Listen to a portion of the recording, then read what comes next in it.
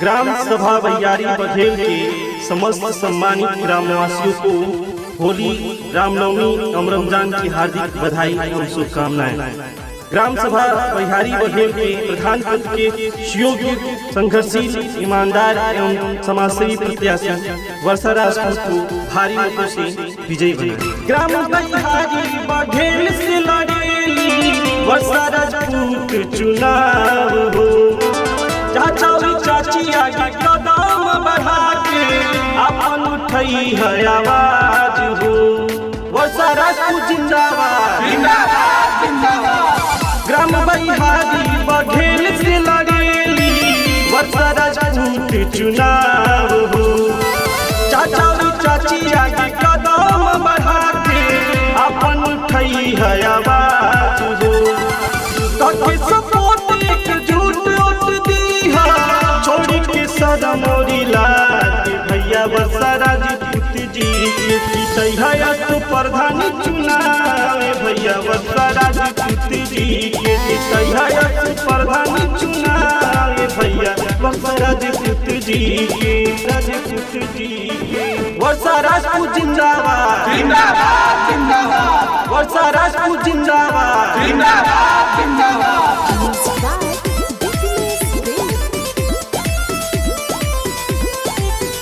हमारा प्रधान कैसा हो वर्षा राजपूत जैसा हो। हमारा प्रधान कैसा हो वर्षा राजपूत जैसा हो। ए भैया कर विश्वास मिली सबकी आवाज। ए गाँव स्वच्छ हो जाई पूरा होई विकास। ए भैया कर विश्वास मिली सबकी आवाज। गाँव स्वच्छ हो जाई पूरा होई विकास। केहू के ना तुरी है भरोसा इनकी पे कर बदना। के भैया वर्षा राजपूत जी के जीतै तो प्रधान चुनाव। भैया वर्षा राजपूत जी के जीतै तो प्रधान चुनाव। भैया वर्षा राजपूत जी के क्यों पड़े हो चक्कर में कोई नहीं है टक्कर में। क्यों पड़े हो चक्कर में कोई नहीं है टक्कर में। वर्षा राजपूत जिंदाबाद जिंदाबाद जिंदाबाद। वर्षा राजपूत जिंदाबाद जिंदाबाद जिंदाबाद। हमारा प्रधान कैसा हो वर्षा राजपूत जैसा हो। हमारा प्रधान कैसा हो वर्षा राजपूत जैसा हो। जब केहू नहीं कैले करके दिखाई है। बहियारी बघेल गाँव के स्वर्ग बनई है। जब केहू नहीं कैले करके दिखाई है। बहियारी बघेल गाँव के स्वर्ग बनई है। एक बंदा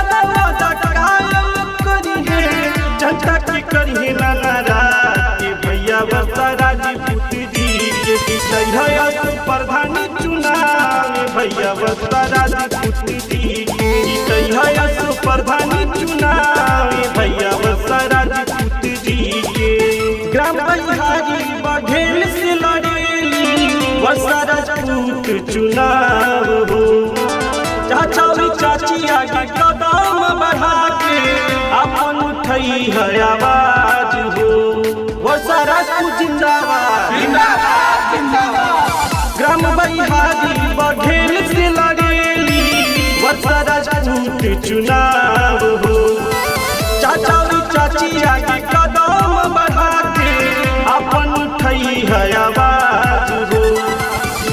सपोर्ट एकजुट छोड़ी के सदा मोरी लात भैया वर्षा राजपूत जी के जीतै तो प्रधान चुनाव। भैया वर्षा राजपूत जी के जीतै तो प्रधान चुनाव। भैया वर्षा राजपूत जी के